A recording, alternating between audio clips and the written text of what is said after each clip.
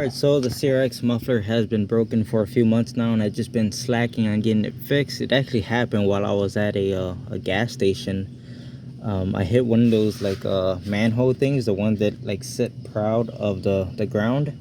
And I don't know, I just felt it hit real hard at the bottom of the CRX, and ever since then, the car got loud and I noticed that the muffler was torn off. So my plan here is, you can see someone's already been inside of here with the two clamps. So my plan is to get rid of this whole piece right here. That is not a catalytic converter, that is a resonator. I looked inside of there, trust me, it's not a converter.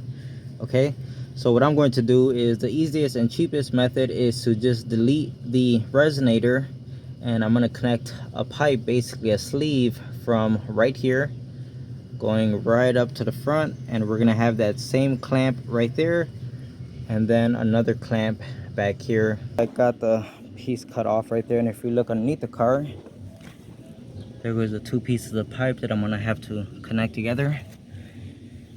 So this came off of the car just like this. When I took off the clamp that goes right here, I couldn't separate the new pipe from the original pipe because they're like crimped together, so I just had to cut a small section off of the original pipe. And then I went ahead and cut this section out of the center right here, so I could take it with me to the auto parts store and make sure I find a pipe that's exactly this same diameter, because I know that it's going to fit the existing pipe just like that.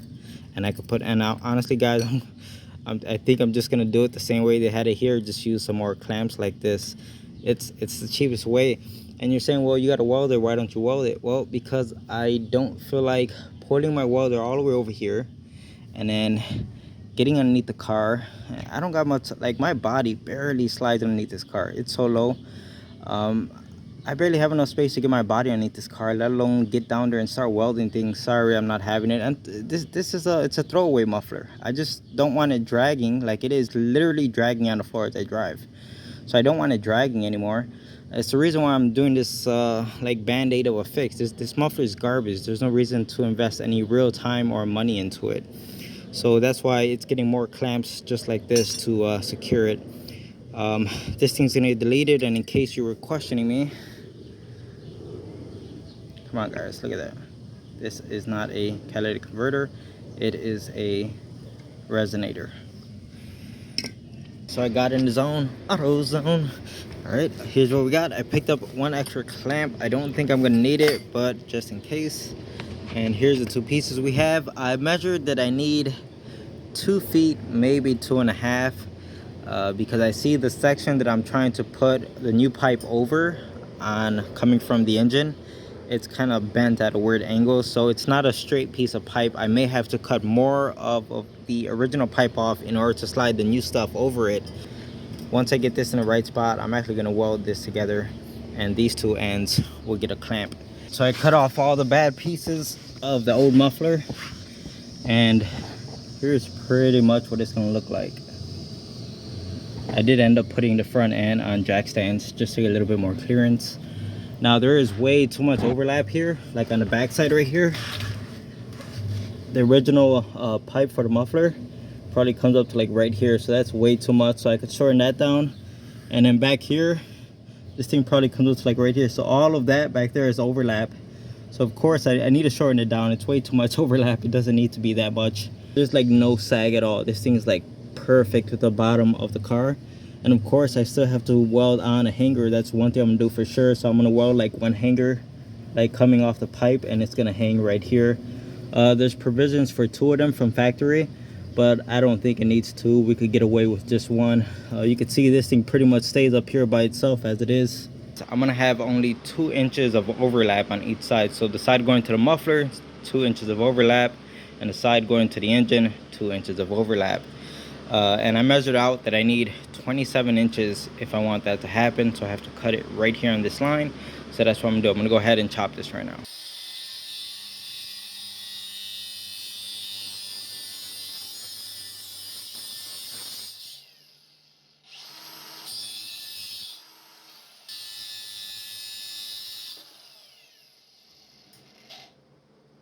There we have it. Without separating the 2 pieces of pipe, I was able to slide it onto the muffler. with about 2 inches of overlap like I was talking about. So if I go ahead and weld that center joint together, I am going to be able to slide this on with no issues at all. So here's the hanger that I'm going to use. It's the one that came off of the original one. You can see it's kind of rusty, so I'm going to have to clean it up. This end is going to go right onto the hanger right here, and then this end is going to get welded right onto the pipe, something like that, to try to support the muffler in the center. And that should get the job done. I just have to go ahead and clean a bunch of the crap and rust off of this hanger right here. So I got the main piece of the pipe welded together. It's not pretty, but it's gonna hold. All right, so that should be all set. I'm gonna go ahead and test fit it one more time. Even though I know it's gonna fit, we'll just double check it. So of course the part still fits. Everything looks pretty good. I could pretty much just weld this hanger on at any orientation. It doesn't really matter because this whole pipe still rotates. So even if I welded it straight down like this, I could just rotate the pipe until it lines up with this hanger. I hope that makes sense. The pipe that's going into the other pipe is coming from the front of the car going back, because if you turn it the other way around, then the exhaust gases would essentially be hitting this lip right here, and we lose about 18 horsepower, which is like 60% of the CRX's rated horsepower. So we don't want that. All right, so while the pipe was still on the car, I marked out where this hanger is gonna go and which direction it has to be facing. So you can see this hanger still has a piece of the old pipe still welded onto it. It's on there pretty good. And I decided instead of cutting it off, I'm just gonna leave it in place because it's thin metal right at the edges right there. And it makes it a lot easier to get the weld started and get something to grab onto, because this thing is so thick that if you try to put too much heat into it to try to weld through it, you're gonna end up going through the pipe. So this thin metal right here is really gonna help with that. And I know what you guys are saying, oh, it's gonna rot away, blah, blah, blah. Guys, remember, this is a temporary, this is a Band-Aid. This whole exhaust system is garbage to me. Once I put the K-swap in the car, this stuff is going away. This stuff is gonna outlast how long this muffler is gonna stay on this car. And by the way, I did use a die grinder to try to clean off some of the rust on the hanger right where it's gonna be welded. You can see the metal looks nice and shiny right there. So to me, that's good enough.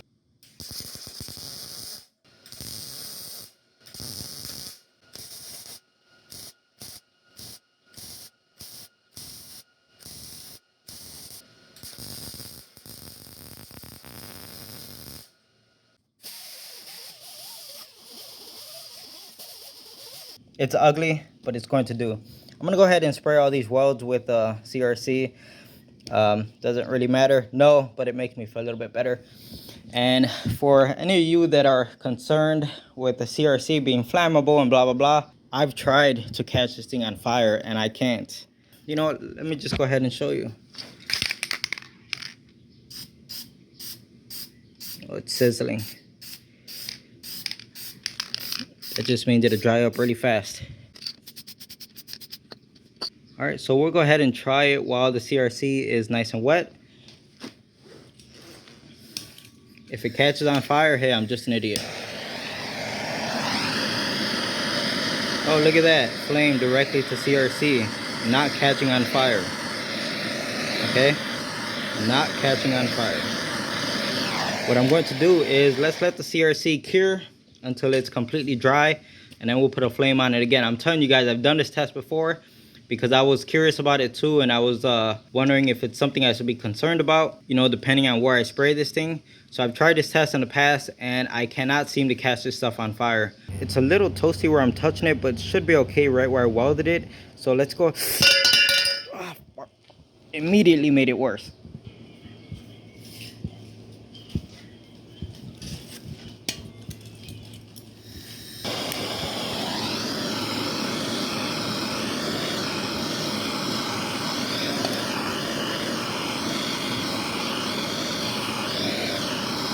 Alright, so let's start up the CRX so we could see what it's been sounding like for the past few months with the broken muffler, and then we can see after we put the pipe on it if it makes a difference.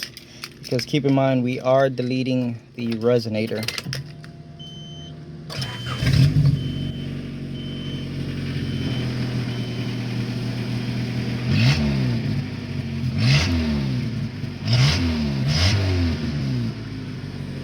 Race car.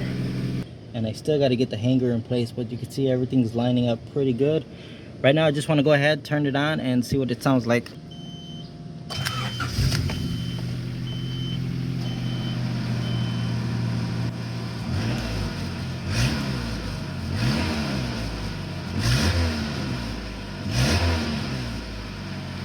Alright, so there's a little bit of improvement with the muffler actually connected now, so that's good. I could deal with that. Alright guys, so I'm all done. As you can see, I got the muffler hung up right there.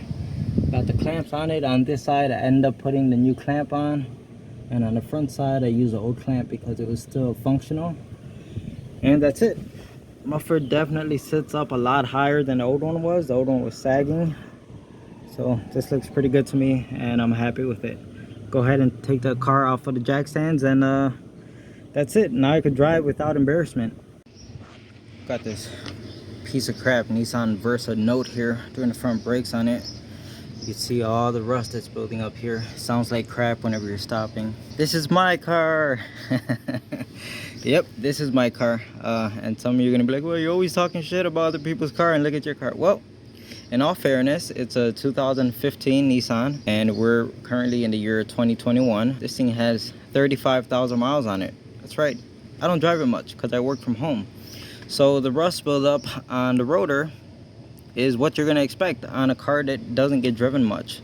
There's some friction material left on the pads. Nothing crazy. These are the original pads from Nissan, and the pads still move freely. I already checked them.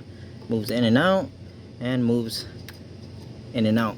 Okay, it's just when I do drive it, the noise I'm hearing is the brake pads coming in contact with the surface rust on both sides of the rotor.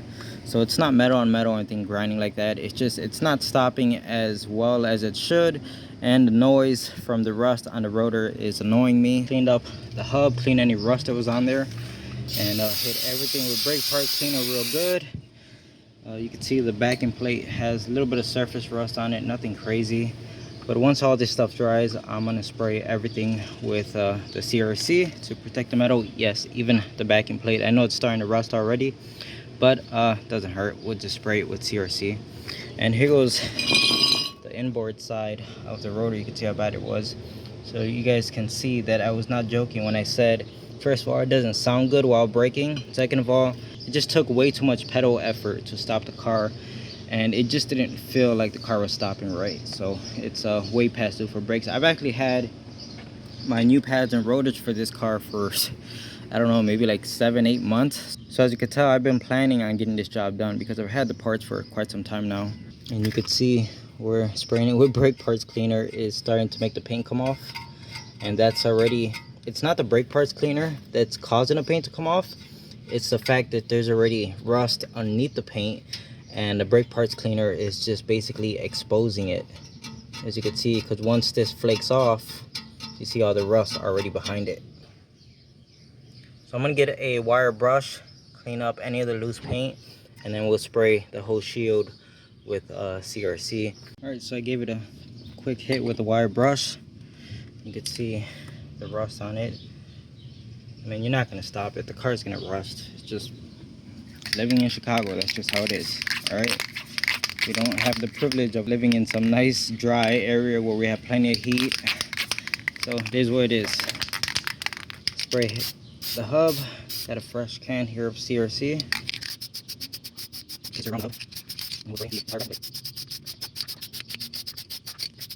And yes, I cleaned the inside of the caliper here, and even as much as I could get inside of the piston right there with the wire brush. Cleaned off all of the surface rust, and I sprayed all of this with CRC already, and it's pretty much almost cured by now because it's a pretty warm day out here.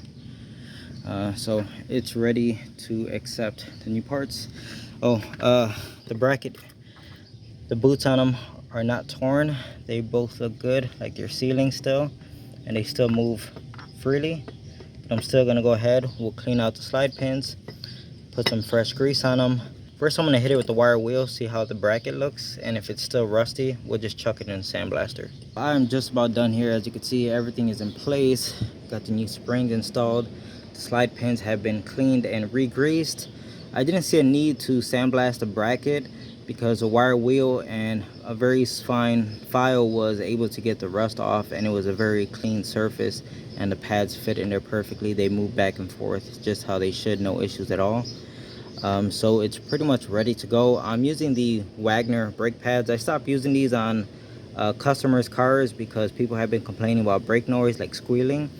And I found that ever since I stopped using these brake pads, it's been a drastic decrease in the amount of complaints I've been getting.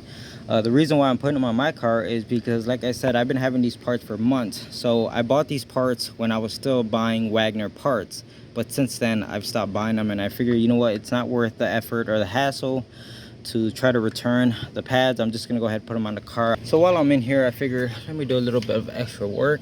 So I cleaned off like the mountain of dirt that was sitting right here, cleaned it off with a nylon brush and some brake parts cleaner, and then I sprayed everything with CRC to protect it.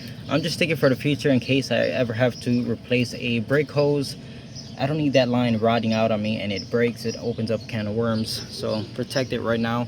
And then I also took off the mud flap, or whatever you want to call it, to get back inside of here, and there was a ton of crap inside of here, so I went ahead and scooped all of that out, and I blew it out with some compressed air, then some brake parts cleaner, and then I sprayed everything with CRC. As you can see there's a hole back there. You see light going through it, and that's so that any water that gets inside of there can drain out. The problem is it collects dirt, leaves, and all kinds of crap and turns into like mud inside of there, and then it retains water, and that's why all of this ends up rotting away on cars. So by spraying it with CRC right now, it's going to protect that metal, and in the future it doesn't really matter if any moisture or whatever sits inside of there. The CRC is going to protect all of this metal down here. So I made sure to give it a real heavy douching of that.